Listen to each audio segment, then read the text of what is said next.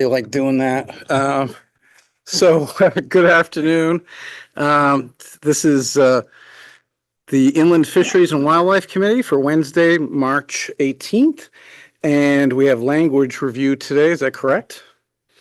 And why don't you go forward, Ann? Oh, yes. I'm sorry. I was just like, why don't we start with introductions with Representative Lance? First time. Yes. Thank you, Mr. Chair. Representative Mike Lance, District 79, Western Maine, Paris, West Paris, Sumner, Woodstock. Thank you, Mr. Chair. Longtime listener, second time calling. Jim Thorne, House District 35, which includes the towns of Carmel and Herman up in beautiful Penobscot County. Good afternoon, everyone. I'm Jim Dill. I represent House District number 26, which is Old Town Bradley and the Penobscot Nation Voting District. Thank you, Mr. Chair. I'm Rick Mason. I represent District 97, which is almost all the good folks of Lisbon. Great. Representative Dana? Representative Brian Reynolds, represent the Holton Band of Maliseet Indians. Excuse my voice. Good afternoon. I'm Representative Steve Wood, represent District 92, Green and Sabatis. Good afternoon. I'm Senator Stacey Garrett. I represent part of Penobscot County and all of Piscataquis County, including Moosehead Lake, where the ice out contests are heating up. When is that going to be? And I'm Joseph Baldacci. I represent Senate District 9, which is the city of Bangor and the town of Herman. I think we're ready now. Yeah, Go right ahead. so we have 4 language reviews today for LD 19, LD 276, LD 350, and LD 2054, and we'll go in order. So Okay. to begin with, LD 19, this is, the original title was an act to change the definition of oversized ATV in the laws governing the registration of all-terrain vehicles. There are 3 amendments, which I'll go through with you now. You've seen this language before for all amendments, and in each case, we're still waiting on fiscal review. So the language is final, but there will be one more language review when we get fiscal back. So to begin, the first amendment in front of you removes the emergency preamble and emergency clause from the bill and increases the minimum weight of an oversized ATV from 2,000 pounds to 2,950 pounds rather than 2,500 pounds as in the original bill. This was Representative Mason's amendment. This is the majority amendment, and the vote sheet is on the back. Okay. Are there any questions regarding the language? Okay, seeing none, we can move on to the next one. The second amendment to LD 19 is Representative Clucci's amendment. The new title is an act to allow oversized ATV registration for individuals with a disability registration plate.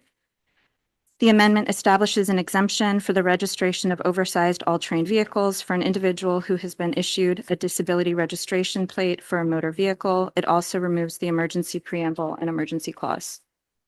Okay, this is the minority report. Minority report, Representative Clucci was the only member on this. Okay, we have report. 3 reports on this. Correct. Okay. Is there any questions about the Clucci report? Okay. The third and final amendment is Senator Garen's amendment with the new title, an act related to oversized all-terrain vehicles. This amendment replaces the bill, changes the title, and removes the emergency preamble and emergency clause. The amendment does the following. It authorizes the chief judge to establish a violations bureau to address civil violations of inland fisheries and wildlife statutes. It requires the seller of an ATV that cannot be registered in this state to clearly disclose that the ATV cannot be registered. It directs the department to develop and distribute targeted educational materials related to oversized ATV rules and regulations for distribution to all ATV vehicle dealers and town clerks. It creates a new prohibition for the violation of illegal operation of an oversized ATV as a civil violation or a Class E crime if 3 or more violations occur within a 5-year period. It gives the commissioner the authority to suspend all licenses, permits, and registrations issued by the department to any person convicted or adjudicated of illegally operating an oversized ATV. It establishes that an ATV dealer must provide to the purchaser and to the department within 1 month of the date of sale a copy of the signed form required by current law that explains the size and weight restrictions for registering the ATV purchased. It creates 10 part-time game warden positions for increased recreational patrols.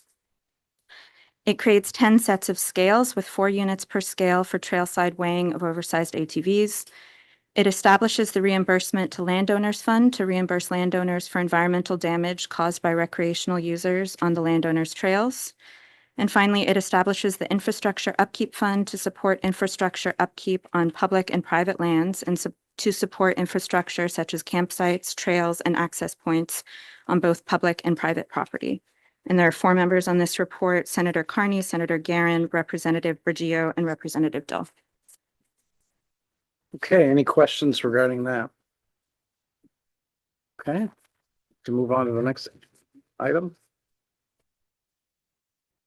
Next is LD 276. This was one of the committee's concept drafts with the original title, An Act Regarding Inland Fisheries and Wildlife. There is a new title, which is an act related to all-terrain vehicle registration. The amendment changes ATV sale and registration processes in the following ways. It requires ATV dealers to supply ATV purchasers with a form with a checkbox indicating whether the ATV is oversized or not. It directs ATV dealers to provide a copy of the signed form to the purchaser of the ATV and to the department. And it establishes that an ATV owner must supply a copy of the signed form for registration. And again, fiscal review is still pending, so I will bring this back for a final review. We have fiscal. When do you think we'll get those back? I'm not sure. Okay, because obviously we want to get these to the floor as soon as possible. That's one reason I wanted to bring these to you now in case we have to go to email language review. Okay, Um, any questions? and again, the vote sheet is attached. Yeah. Any questions in LD 276? Seeing none? Okay.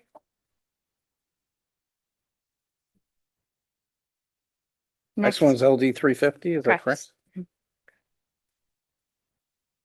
Again, this is one of the committee's concept drafts. The original title was an act regarding the operations of the Department of Inland Fisheries and Wildlife.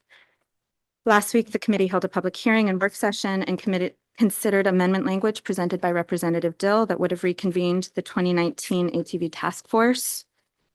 The committee ultimately decided to go in a different direction and voted to amend the concept draft into a resolve to direct the Landowners and Land Users Relations Advisory Board to consider issues related to weights, sizes, and classifications of ATVs in the state. When considering issues related to ATVs, the advisory board shall consult with the following stakeholders: an individual who registered an oversized ATV and had that registration rescinded, an ATV manufacturer, an ATV dealer, and any other stakeholders as determined by the advisory board. The amendment also directs the advisory board to report back to this committee by February 1st of 2027 with findings and recommendations. The report must include a summary of the meetings of the advisory board and a list of the additional stakeholders included in those meetings, and the committee is authorized to report out a bill based on the report. Okay, And this is again preliminary language review, and the vote sheet is attached. yes, Representative Dill. Thank you, Mr. Chair. I believe that we probably should change the title again because that title is way off. It probably should be something like to direct the, whatever the advisory committee is. Sure. I should have said that, Okay. Representative Dill. So there is a new title, which is Resolve Directing the Landowners and Land Users Relations Advisory Board to consider issues related to all-terrain vehicles in the state. Thank you. Any other questions or comments? Okay. Okay, before we get to 2054, let's try to get done LD 19 and LD 2, which ones do you have other than 2054? That's the only language review we have left. Okay, okay. So I guess we're gonna have to do it. Let's go ahead. So the final language review for today is LD 2054, an act to clarify the laws regarding moose hunting permits for hunting outfitters. You saw and voted on this language last week, not last week, excuse me, on March 4th. The amendment was presented by the department. The language before you has been reformatted somewhat, but is substantively the same. The amendment changes makes changes, excuse me, to how moose hunting permits are allocated and directs the department to make changes to the Moose Lodge lottery system to allow applicants to express a preference for moose hunting season and wildlife management. The word district should be in the summary, with the goal of reducing the need for permit swaps. And again, this is preliminary language review. We are waiting on fiscal and the vote sheet is attached. And I do understand that the department wanted to speak to this amendment. Yeah, okay. Who would like to come forward from the department?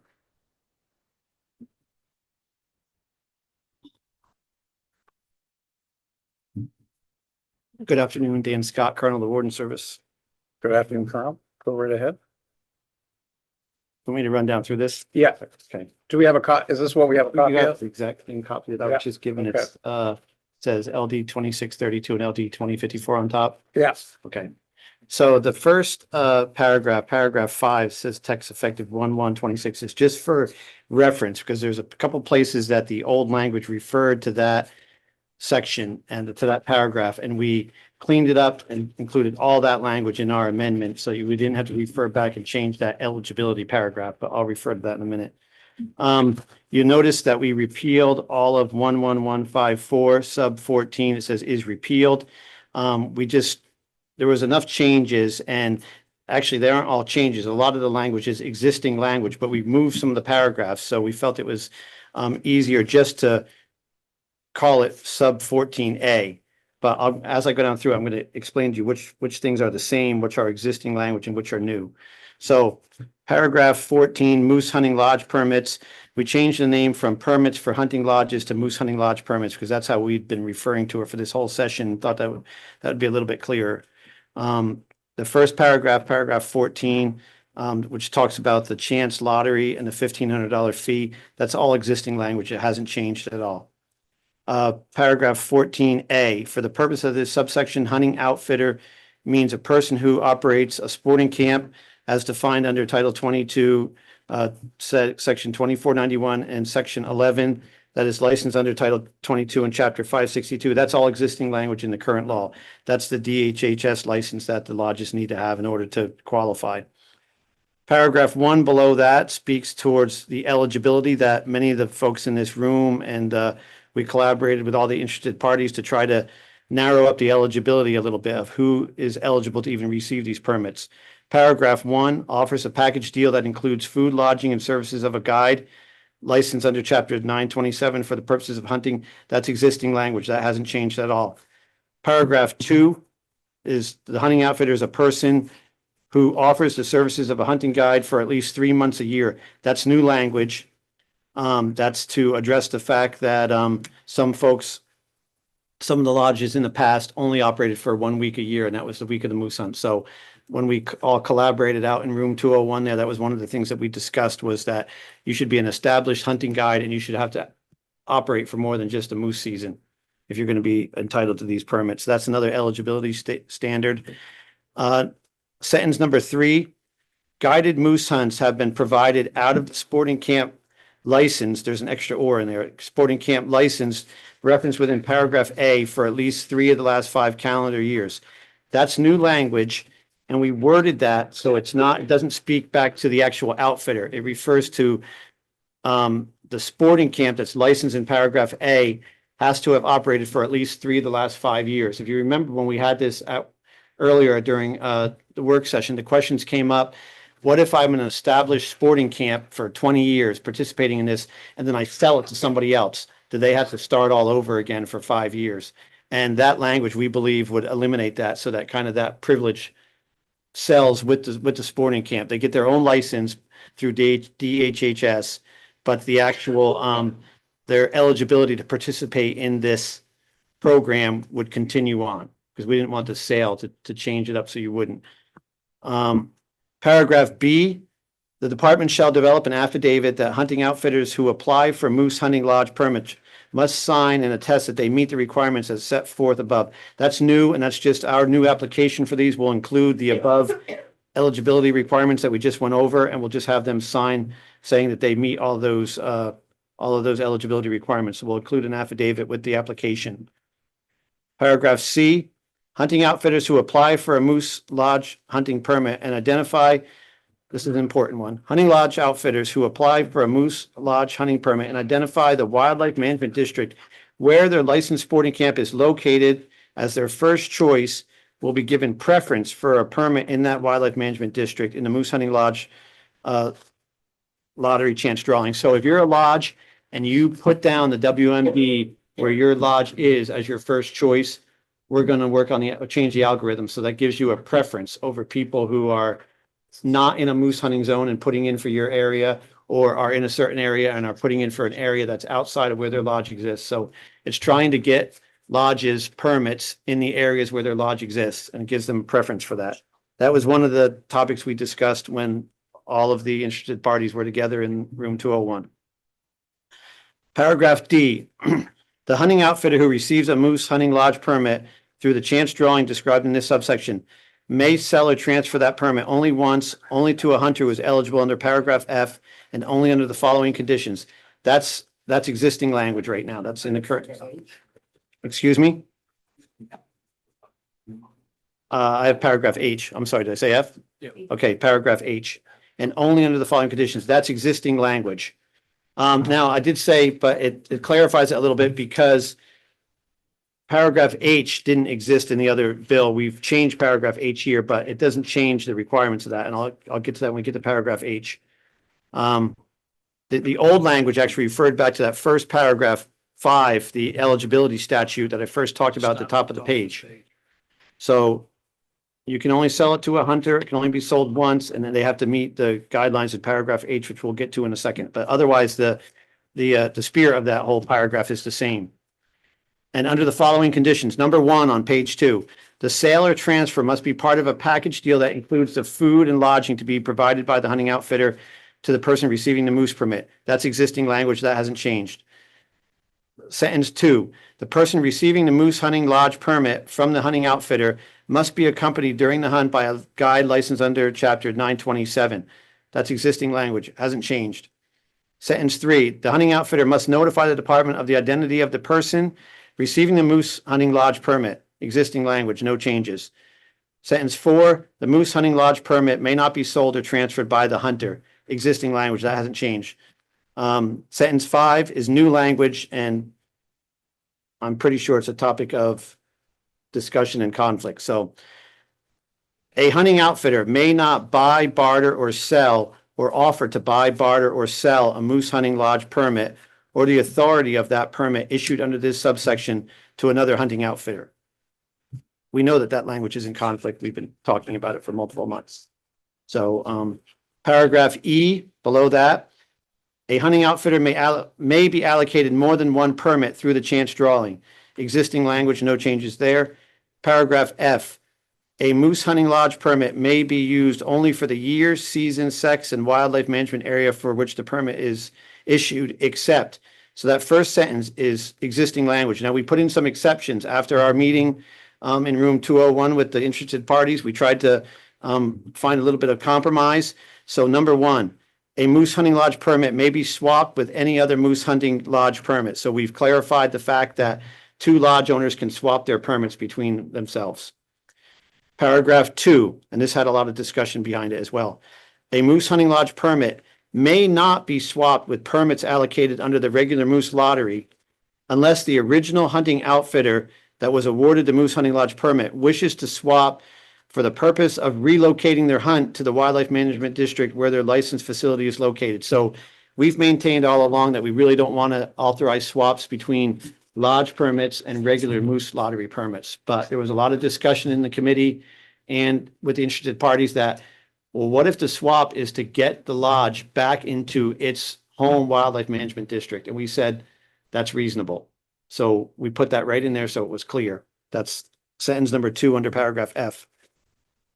G, permits allocated under this subsection may not exceed 5% of the total permits issued per year for each season, sex, and wildlife management area permit type. That's the language that Dr. Webb talked about, where we're going to look at the algorithm to ensure that the lodge permits do not take up all of the non-resident moose permits in any one WMD. And our goal is to get it so it doesn't take up more than 50% of them. So if there's a WMD with 12 non-resident moose permits, lodge permits won't take more than 6. There's one with 10, it won't take more than 5.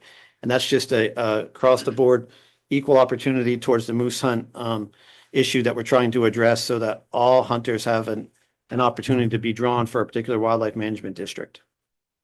Paragraph H, now this is one that we added. This is a new paragraph and is really kind of a clarification. So a resident or non-resident who is eligible to obtain a moose hunting license or will be eligible to obtain a moose hunting license by the opening day of the moose season. So that's that language from the first paragraph, the eligibility, rather than refer back to that, we just reworded it. Who is eligible to receive a moose hunting license by the opening day of the moose season is eligible to hunt annually with a moose hunting permit issued under this section. So what that does is that allows, this is a big piece of compromise on the department's part. If you have a moose hunting lodge permit and you're selling it to a hunter, you can sell it to the same hunter every year. That was a question that, and a desire that the lodges wanted, was to be able to sell it to a person every year and waive the waiting period. And in our collaboration, we had a discussion on the next paragraph I. So a hunter who obtains a moose hunting lodge permit is ineligible to apply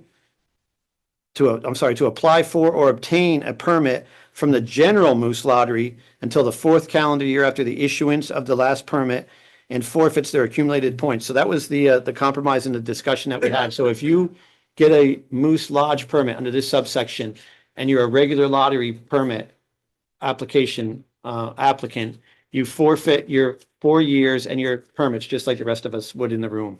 However, if next year you want to buy another moose lodge permit, you can. The year after that, you can buy another one. So there's no waiting period for moose lodge permits. That was a compromise that we talked about amongst everybody involved.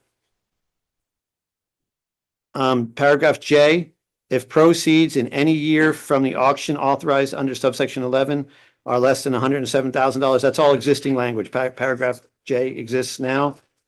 Paragraph K, a recipient. Just a second before you. I'm move sorry. on. Yeah, go ahead. Sorry, I just want to go back up to. Sure. H. What's Yes. in the blue? That's just clarification so that you could see, instead of instead of referring to subsection 5 back to this first paragraph on the top of page 1, that's how the current statute does. It says if you're to be eligible, look back at subsection paragraph 5. That's what makes you eligible. We just rewrote it there. It says you have to be a resident or non-resident who's eligible to get a moose hunting license. So that's just a clarification. Instead of referring back to subsection 5, we just clarified it here so that it's clear that these requirements are required when you apply for a moose lodge permit, but you can still buy the permit every year. That was the explanation I just So gave. that blue is just, I know Notation the to yourself. It's for us. It doesn't Exactly, go right. forward That's with- not even okay. going to be in there. Correct. That's also the next blue, that we are adding the language about forfeiting your points as well, because when we had talked about it, we made the 3-year waiting period, but we had neglected to talk about the points. But when we were collaborating with the interested parties, that was an agreement that you forfeit your points and you have your waiting period. So that was an agreed upon. And that blue was just kind of a notation to us as well. So is J new or? Nope, J is exactly as Okay. written. And It's also, existing. just a note on that, the paragraph H, it corresponds to paragraph F in the draft that you voted on. So you've seen the language before, it's just been reworded. Right. And is K and L existing language and new language? K is new. Let me read, Okay. see what it says. A recipient of a moose hunting lodge permit may not sell a sub-permittee or an alternate sub-permittee designation. So our understanding is that was necessary or was used because we weren't allowing lodge permit purchasers to buy one every year. So sometimes the lodge would have it and one year they would sell it to the person, the next year they would sell it to them as a sub-permittee. So since we're allowing them to purchase a permit every year, the same person if they want, there's really no reason, it's our understanding, to sell the sub-permittee or alternate sub-permittee status anymore. So just like everybody else in the regular moose lottery, there's no selling of sub-permittee statuses. L is just a clarification, but it's already an existing law around the regular swaps, is the authority to request a deferral and the deferral to be granted. Under subsection 12, I believe that is military deployment, and subsection 17 is medical issues, which we regularly do both of those now in the regular lottery. Okay, any questions, Representative Thorne? Thank you. I didn't want to break your stride, Colonel.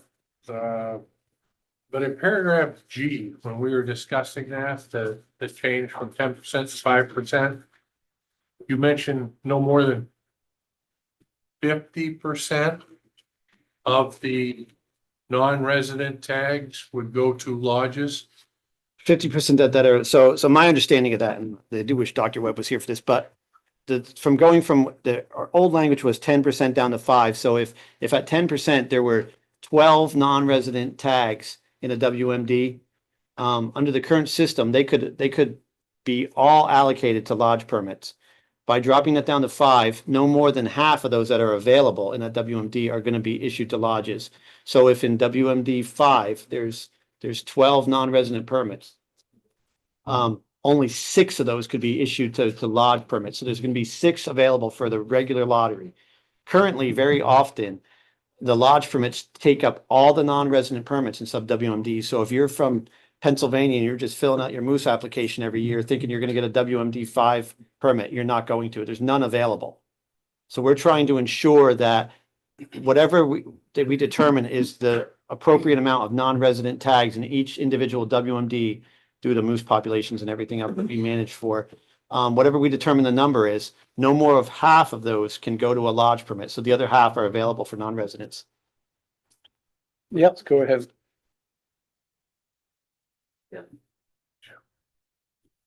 I just wanted to get this, and I guess that's the part that I don't get is how would just changing that to 5% guarantee only 50%? Does it say anywhere else in here that only No, but 50? currently it's at 10%, and sometimes it takes them all up. But our plan as a department is to work that algorithm so that, and we had talked about it in the room over there about what's a reasonable number of the available permits to leave for the regular lottery. And we had said, well, 50% seems reasonable. I mean, there was some discussion about some people wanted less or more, maybe give 80% to lodges, maybe give 20% to the regular lottery, or maybe the other way, 60-40. But we feel it's very important as an agency that there are some of those non-resident permits are available for non-residents in the general lottery. And that changing that from 10% to 5% is my understanding, according to Dr. Webb, that's what's going to fix that.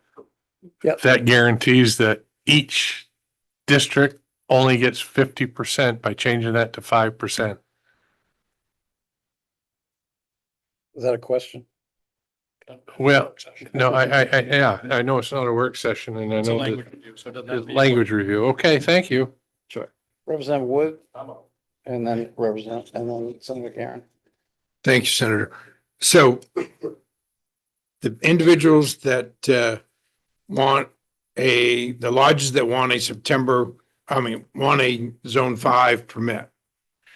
If they don't get the September hunt, they're going to be able to take the October hunt, correct? You're going to be able to put down your preference, like we discussed in there, for WMD and season. So if you would rather have a permit in a particular zone in October than September, but you're worried about them not being available, or if Septembers are gone, rather than assign you a different number, you make it an October permit. Yeah, so we're really giving a lot of preference to the lodges as they ask for them. The single most important one being, if you ask for a permit in your own area, you're going to get the number 1 preference, or the highest preference, I should say. Senator Karen? Thank you, Mr. Chair. Mhm. So about that 5%, that doesn't lower the amount of permits going to the lodges. It's just spreads them into a Spreads them different out area. differently, exactly. Yeah. Okay, and then under 14D, you can sell or transfer the permit only once. How many times are they allowed to sell it otherwise? That's current language. It's just once, and it has to be to a hunter. And that's This current is language current now. language. Yes. So if I want the lodges to be able to make as much money as they can selling to out-of-staters, that allows that.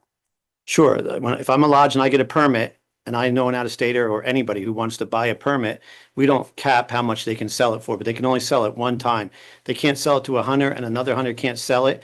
They can't, the way that this is currently written and the way we interpret the current law, they can't sell it to another lodge who then can take it and sell it someplace else. That's the paragraph.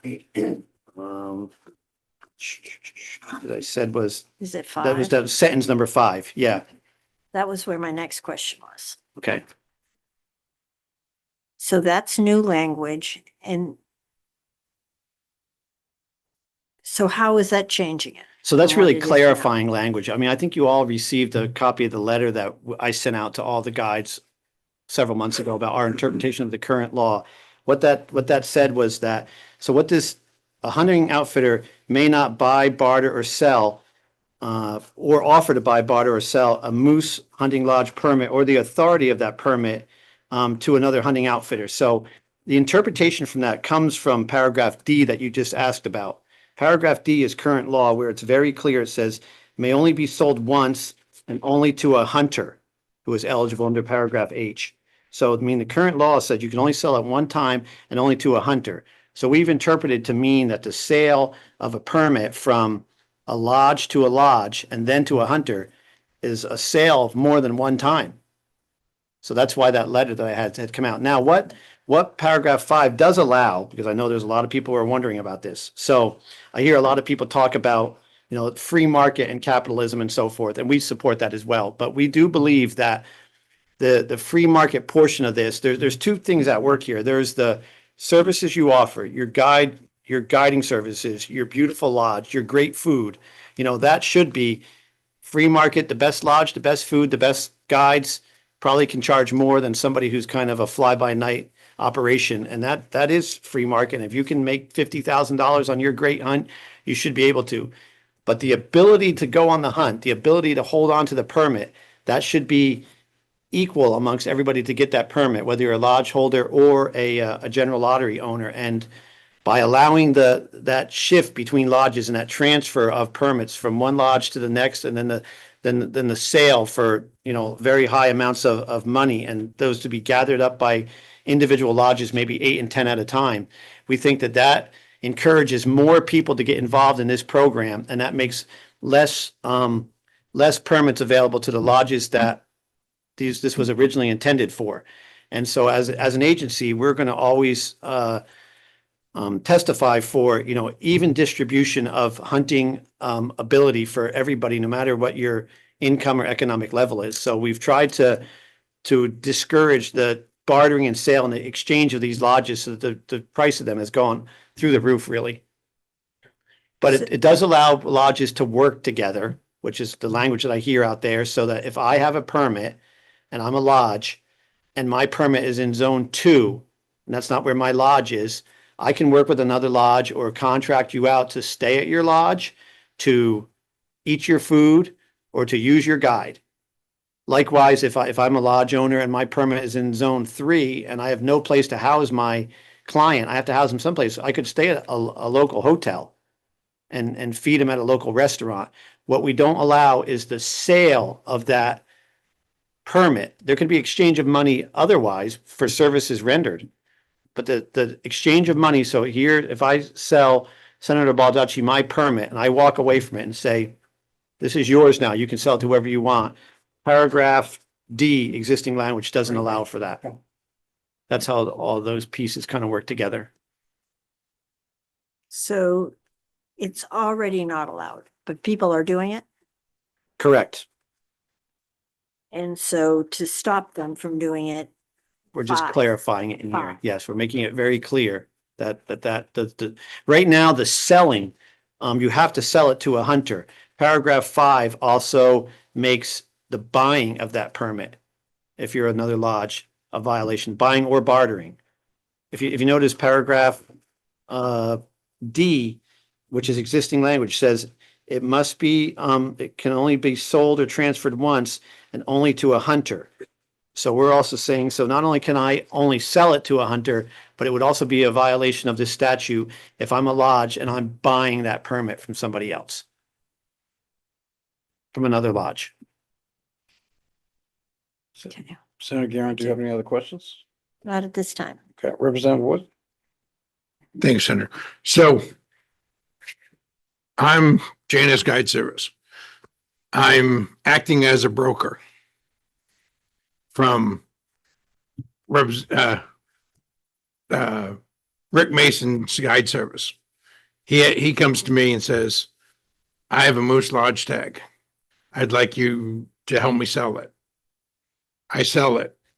I give him the money for it. Then he turns around and says, well, I don't, you're in a different, I'm in a different lodge, a different area. He hires he hires me to lodge him. He hires me to feed him. He hires me to guide the moose hunter. Is that legal? So I'm not going to pretend I know what the definition of broker is, but you just told me you sold it for him. That permit has to be sold by him to a hunter. That's very clear in current law and But in paragraph D. I'm a broker. It's- There's brokers out there that sell hunts all the time. I understand that, but a hunting outfitter who receives a moose hunting lodge permit, this is current language, through the drawing described in section, may sell the permit only once and only to a hunter. What? So if I talk to but the I hunter and I haven't- say, who did you pay for the permit? And he says, Rick Mason's Guide Service. That sounds pretty clear to me. He sold it to him. If he says, I sold it to Steve Wood's Guide Service. No, I'm a broker. So you're arranging to get the buyer, Right. So Right. is that I'm what you're arranging saying? to sell the license for Rick, as a broker, you're the middleman. As a broker, you're the middleman. I understand that. So I sell to the hunter. Well, I don't, You sold what to a hunter? You don't have a Actually, permit. no. He has the permit. He has the- He has to sell it to Right. the hunter. That's paragraph okay, D. I arranged for Rick's to sell Yes, to the you hunter. can arrange whatever you want. You can Right. arrange for his pickup truck to have more gas. You can arrange to Okay. him to meet the hunter. You Right. can arrange him for a guide, but you cannot sell, you don't even have a permit. You're a Right. broker. Right. You cannot sell that permit. Rick has to sell the permit to a hunter. All I'm doing is reading exactly what the law says. It's Okay. very, very clear. A lot of people want to But debate that. But an individual can be a broker and Sure. There's and nothing in here broker that the discusses, broker the deal for the. right. There's nothing in here that discussed, Okay. that prohibits brokering at all. There's I also just wa- nothing in here that That's what I wanted says, to make sure that they could be a Yep. broker and sell the permit for or arrange. Okay, I won't say sell it, but arrange to Correct. for the correct. individuals There's to sell. nothing in the here that license. prohibits that at all. Representative Wood, analogous to a realtor. Right. Right, the realtor's not buying the house. Right. The realtor is trying to help the seller get a buyer, correct? And I think, is that the line Yes. of thought that you had? Yeah, okay, I just want to be clear and help clear things up. Yeah, okay, I got you. Okay, I got you. It's analogous to that. Is there any other, I would suggest that we go into caucuses too, but are there any other questions first? Representative Lance?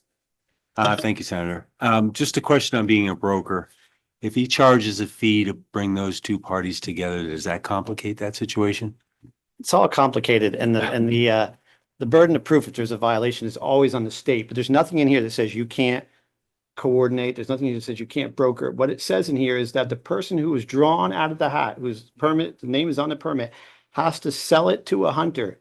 It doesn't say how you find that hunter. It doesn't say who you talk to in the meantime or what, but I mean, Representative Wood, with all due respect, used the term, I'm going to sell it to the hunter. You have, as the broker, you have nothing to sell to the hunter. Representative Mason was given the permit. So is it splitting hairs? For sure, but all we're doing is interpreting the law, and that's what's kind of brought us to where we are today. For sure. On that same thing, Representative before, Oh, can I, as a hunter, go to Steve Wood and say, I want to hunt in Maine? Sure. Find me a hunter. I'll pay you $1,000. And that's okay. Yeah, he can find you one here for $1,000. But if he produces, he gets you a tag, we would prefer to see you pay Mr. Mason because he's the one with the tag who's selling it to you. so Representative Clucher, you had a question? So, Anne, have we voted this bill already? Yes. And are we doing language review? We're doing language review. Okay, so then I guess I guess my question is, does anybody on the committee have a problem with the language?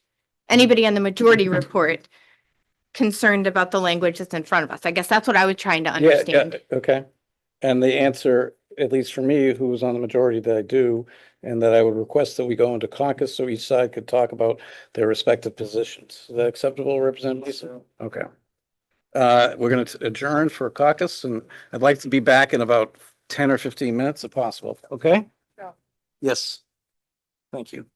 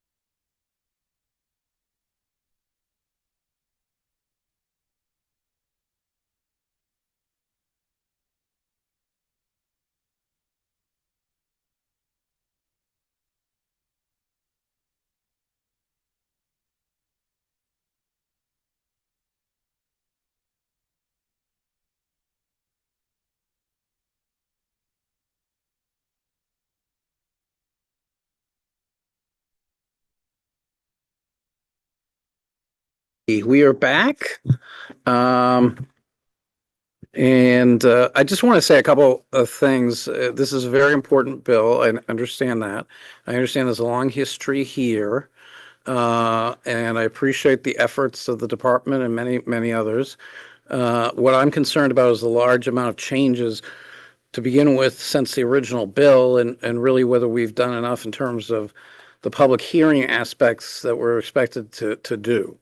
So I'm going to, because I'm concerned about those issues and also the impact on the current industry, I'm going to make a motion to reconsider our original vote, having voted on the prevailing side.